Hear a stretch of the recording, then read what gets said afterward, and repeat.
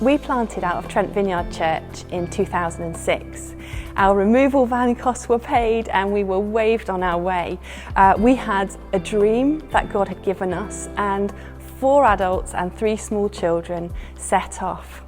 Our first meeting was a life group meeting in our house, and there were 6 of us, and we knelt and we consecrated ourselves to the Lord. And it felt wildly exciting and just so unknown and scary all at the same time. We just knew that God was with us, and one thing that God in His kindness did in those early days, somebody put a letter through our door and it said, "You're as big as the dreams you dare to live." With the dream burning in our hearts, we knew that if we lived it, God was going to do some extraordinary things. The church grew, and by Christmas we were over 20 people. We wanted to invite friends to a place that didn't seem like church, so we started 4 evening events, services at the Chilling Marms in Heaton. And they were just great fun, and again, people came, people who wouldn't ordinarily come to church paid a visit, and soon we had grown again. This meant we had to find a better venue, a bigger venue, and so we moved to the Grey Street Hotel in the centre of Newcastle, and moved from 1 evening to 2 evenings, grew again, and a few months later we launched our first morning service. While all this was going on, our vision and our passion to lead our community into life had started from day one. In the first year we gave out over 4,000 chocolate bars. We served refugees and asylum seekers. We sought to paint hostels and tidy up gardens and do all sorts of things that would bring life and hope and reveal the kingdom of God to people in the community. Storehouse became more and more established, and we moved into the 3rd floor of Wallsend House, which now has been demolished, I think, just near the monument.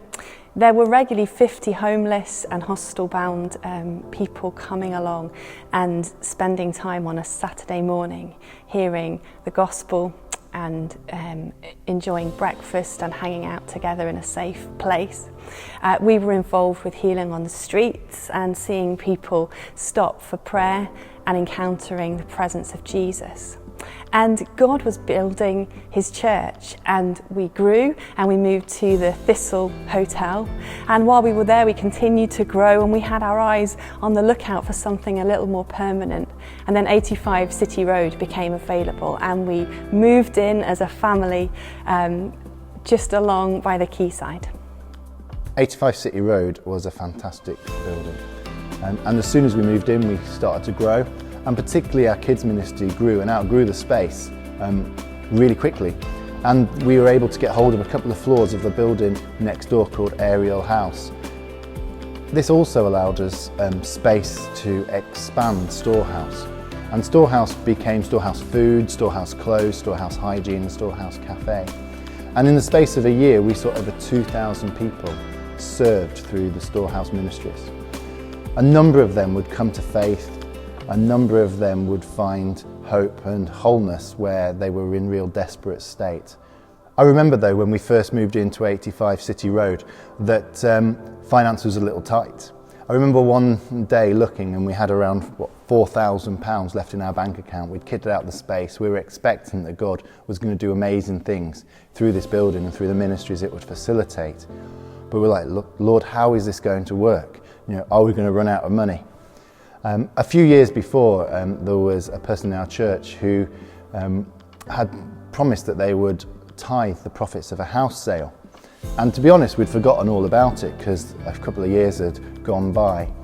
And I remember leaving 85 City Road and kind of slightly stressed and anxious about the fact that money was really tight. And God's provision is so incredible, because as I was watching a sports day for Hannah, my daughter, the phone rang, and it was this person who said, "Just to let you know, the house sale has gone through and I'm transferring £12,000 into the church's bank account today." And I was just like, Lord, you are in this. You are going to provide all that we need for every step of the journey. In the summer of 2016, Nicola and I went away for a couple of days, like we often do, just to pray and seek the Lord for the church and what what's the next steps, the next chapters in our adventure and the adventure of Life Vineyard Church. And that summer we sat down. I'd been to a conference on multi-site church, and something had really resonated with that vision and that kind of style of church. And we'd been thinking about the Northeast and thinking about all the different areas and how are we going to reach this area, this wider community through what we do. And we'd gone away and we'd sat down, we'd prayed. And we'd been doing these fingerprint cards that basically leaving God's fingerprints all over the city.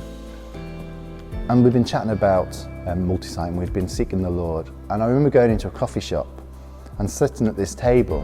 And as I looked down at the table, there was a National Geographic magazine with a massive thumbprint on the front cover. And I just felt the Lord say, you know, as we'd been talking about multi-site, that yes, this is the vision. This is what he wants for the church, to be one church in many places. And we just felt prompted to think, well, could we do 10 sites in 10 years? So we came back and shared this with the leadership team at the church, and I remember Jeff and Caroline straight away saying, we want to do one, we want to do one, we will do the first. A few months later, Jeff had got an email from Gateshead Council saying that they were looking for somebody to do an asset transfer for Marley Hill Community Centre. This was amazing, you know, Jeff had felt, prompted Caroline too, that Marley Hill was the place to do the first site after Newcastle. And then this community centre comes up for an asset transfer. So we went and had a look, and I remember the committee coming out and saying, when do you want the keys? And incredibly, you know, within 6 months, without any real hurdles getting in the way, we had the asset transfer completed. We had gone to the National Leaders Conference in the January of 2017, and Nicola and I had sat down at a prophecy session. So we basically sit down for 10 minutes and people share what they believe the Lord is saying for us and the church. And this one guy came up to us and said, I feel that you're going to do something south of the river, and it's going to be in terraced houses, and the gospel is going to come out of community. And we were just blown away. We were like, well, how could you possibly know that we were going to start a site south of the river, that it was going to start in a community centre, and that we wanted to see the gospel come through just the flourishing of that community centre and the activities that were going to go on in that place. Marley Hill. As we launched this site in 2017, what an occasion, what a fantastic thing that God was doing in our midst. It's continued to grow and grow as a site, and now there's regularly 80 to 90 adults and children around and about on a Sunday morning. Lives and families being changed, and life just coming in that community. It's so, so wonderful. Noah's Ark goes on every week, the Lamp Cafe is up and running, and so many other things that we're able to do in that space to bless and connect with the community of Marley Hill. 2019 has been quite a year. We began the year on a journey towards renovating the Baker's Yard site, the old Greggs factory. But that wasn't where the Lord had for us, and he led us here to Wallsend, to the Allen. Ken and Karen earlier in the year received a prophecy by somebody who said, I see you both at the coast, which is where they live, and God is doing a new thing, but it's not the coast, it's Wallsend. So at the moment, we think around 400 adults and children call Life Vineyard Church home. They found a place to belong, and it's become home. Over 200 gather on a Sunday morning to worship and to meet with God in a community of faith that is the church. We think that there will be 10,000 community touches this year alone. There have been 30 salvations that we're aware of since May, and hundreds since we began 13 years ago. People are growing in faith, discovering their God-given design and their destiny. People are stepping into new leadership. People are planting sites and churches. And as a church, we are bringing hope and life wherever we go, extending God's kingdom everywhere, in every way. I feel like we say this an awful lot. Certainly I've said it a lot over the last 13 years. But we as a church are entering a new chapter. 3 sites are up and running. And we know that if we continue to consecrate ourselves and the church to the Lord, that He will do amazing things among us. Who's up for site 4?